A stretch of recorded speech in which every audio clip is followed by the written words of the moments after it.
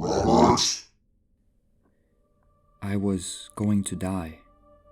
They were going to tear me apart limb from limb. If the villagers who scream at the setting sun wouldn't eat me, the wild animals out in the forest would. Bits and pieces of my body would be strewn around the woods. The hands that I used to play guitar would end up in some bear's digestive tracts. Sparrows would pick away at my eyes, and an entire generation of ants would feast on my voice cords. I would never make music again.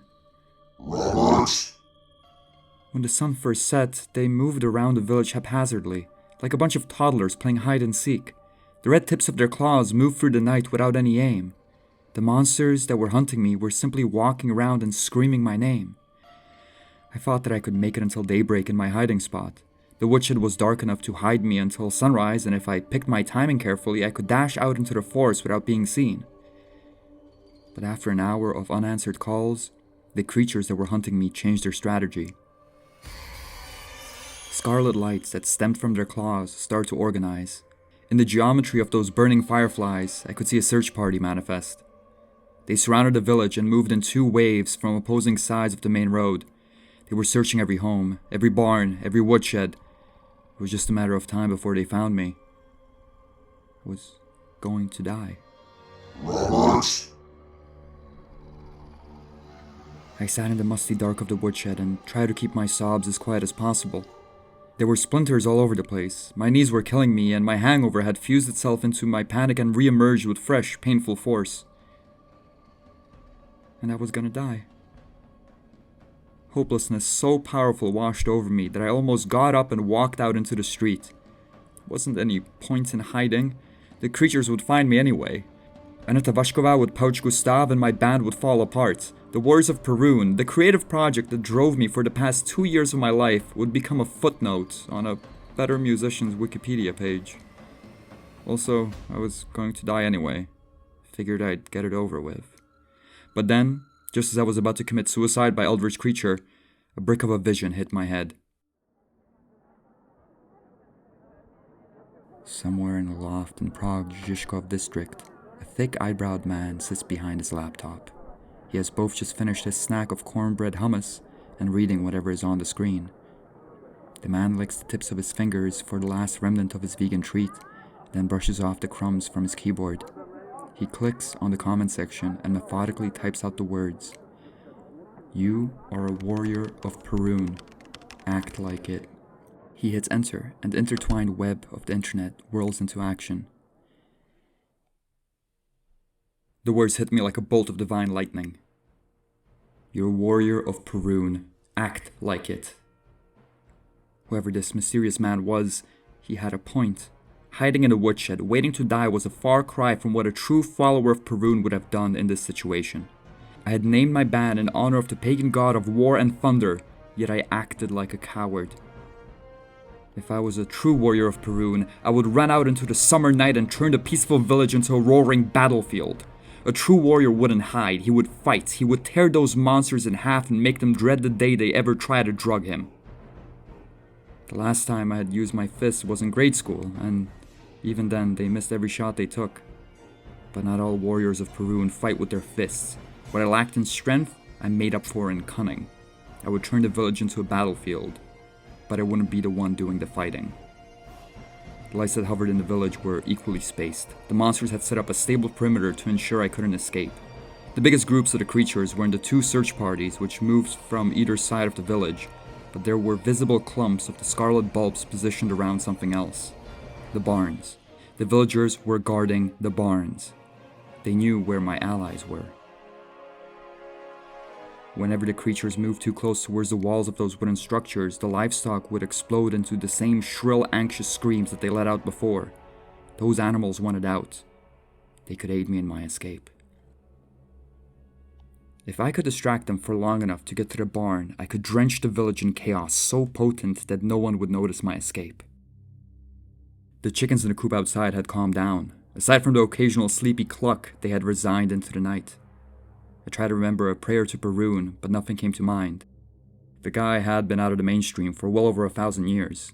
My hope was that he was an understanding god.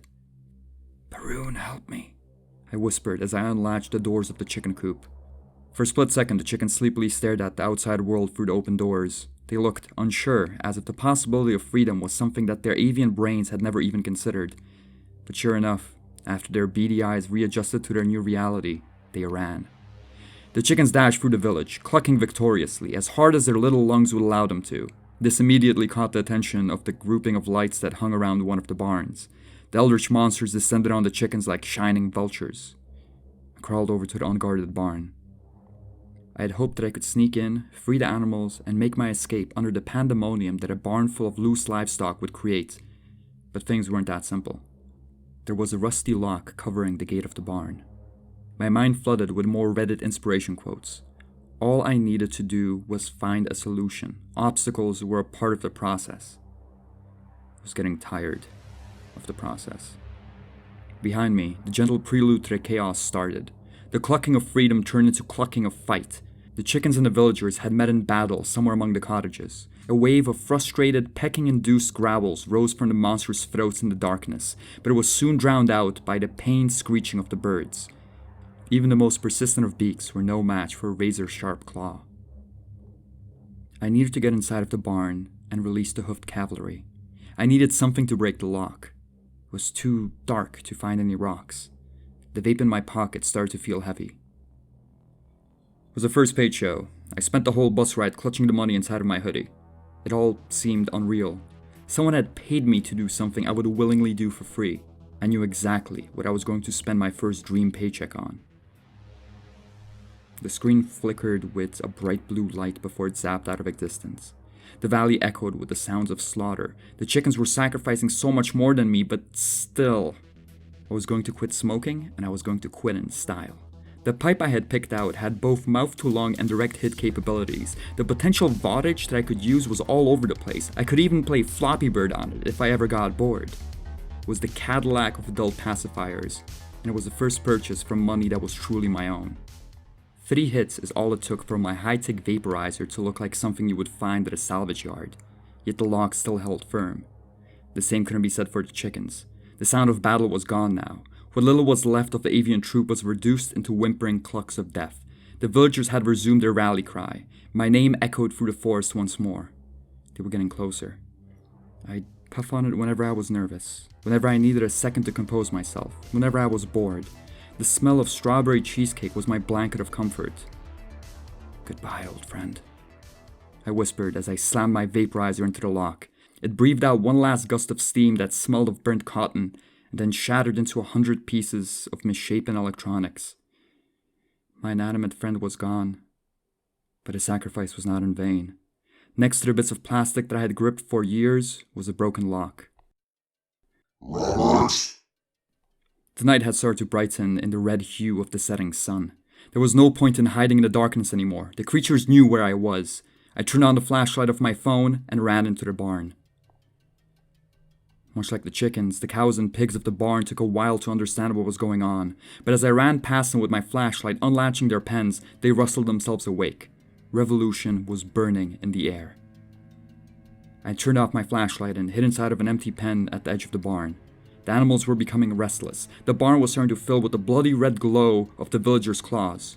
Soon the chaos would begin. Robert! The pen around me slowly materialized under the crimson light. There was a photo tacked onto the scuffed wood. A photo of someone that I recognized. It was the strange pale girl I had met the day before.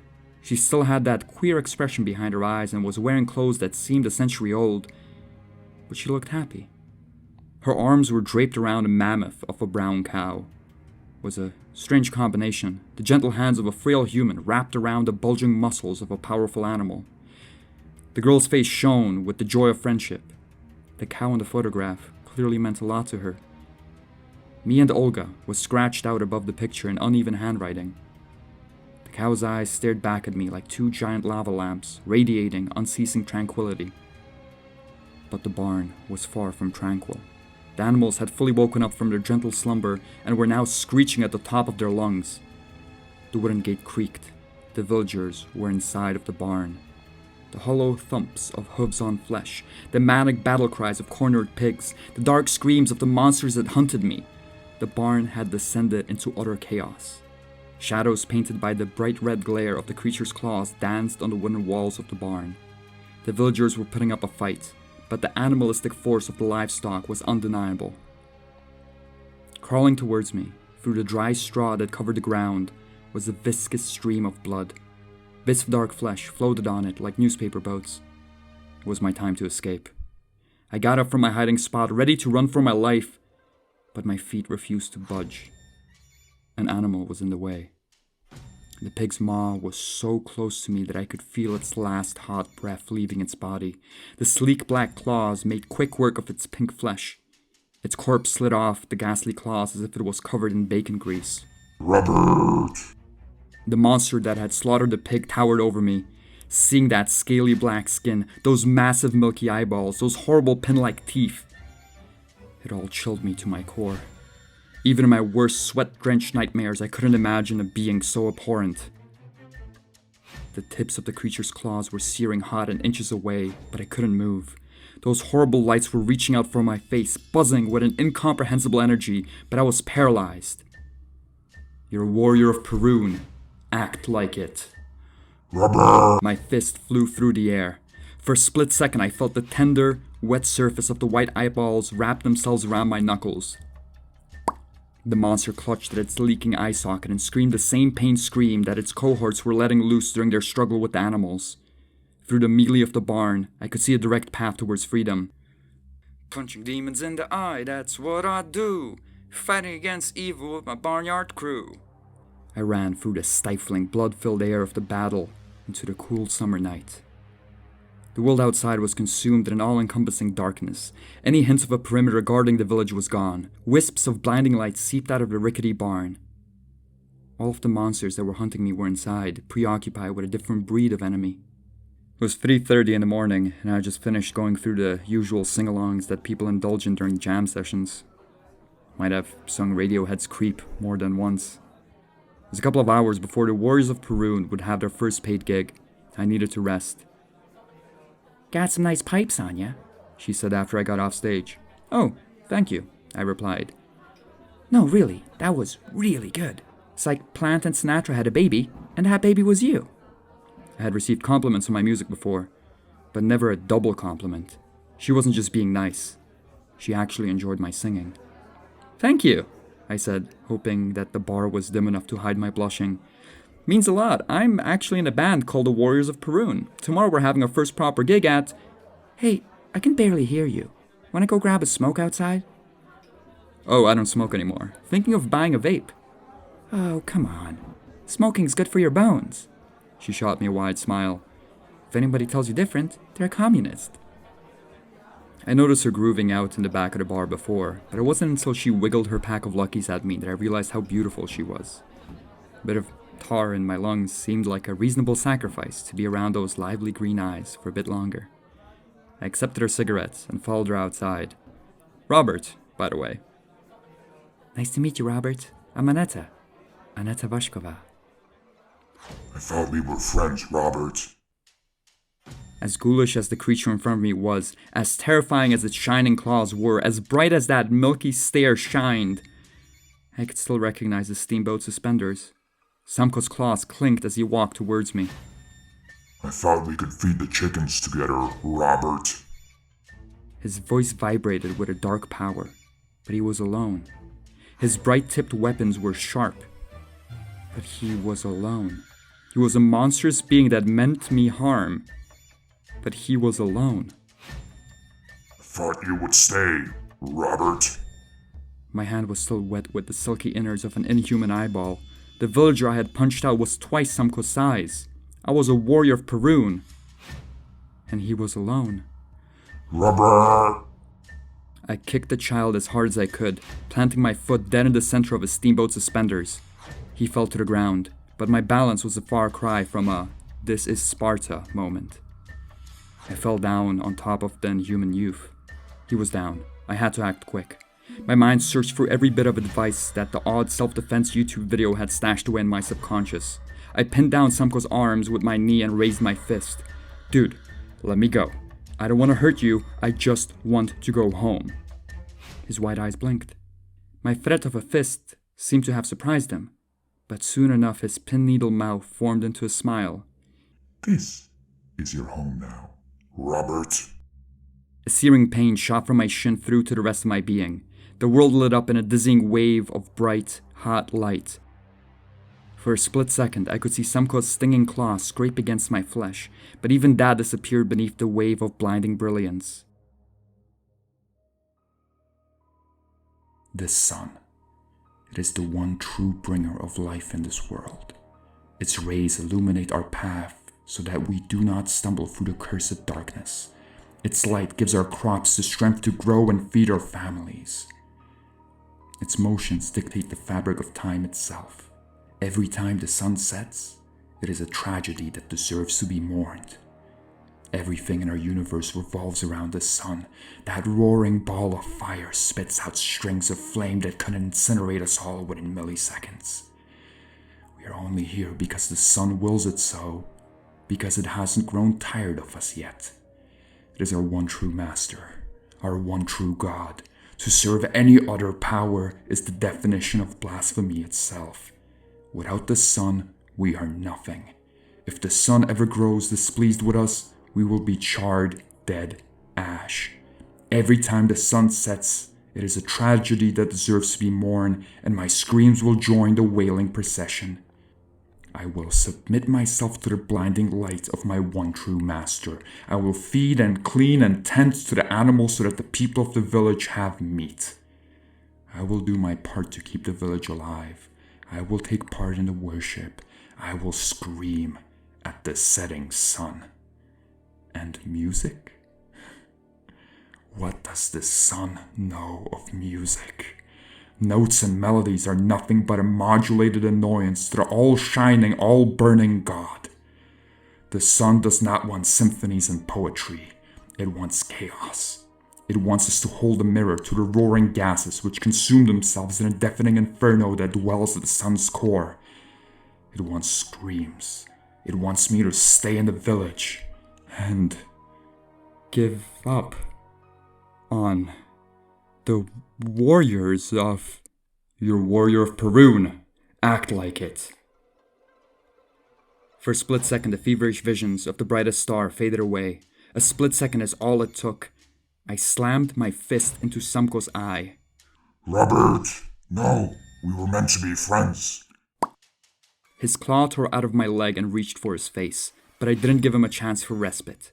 I kept on punching. I knew that if I gave him even the slightest opportunity to pull me back into that trance, I would never emerge again. Whatever madness rested in those shining appendages was beyond my comprehension. Robert! Samko blindly groaned beneath the flurry of blows. His voice had lost its demonic edge. He now sounded like the small child he pretended to be when we first met, but he wasn't going to trick me. I knew I wasn't beating a child. I was beating a slick-skinned creature of the forest that wanted to brainwash me into joining a cult of their perverted sun god. We were meant to be friends, he whispered before he let out a strained, terminal wheeze. I got up, leaving the limp creature in the muddy grass. Behind me, the barn still rumbled with the sounds of battle.